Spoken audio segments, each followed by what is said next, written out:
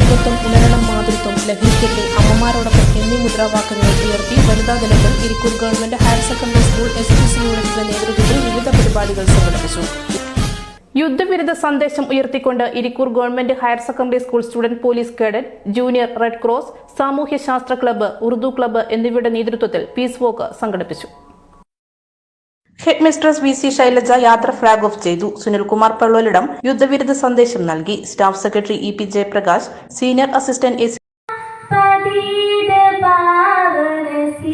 Paris Olympics പ്രചരണാർത്ഥം Irikkur government higher secondary സ്കൂളിൽ SPC, JRC, കായിക ക്ലബ്ബ് എന്നിവയുടെ നേതൃത്വത്തിൽ ഒളിമ്പിക്സ് ദീപശിഖ റാലി സംഘടിപ്പിച്ചു.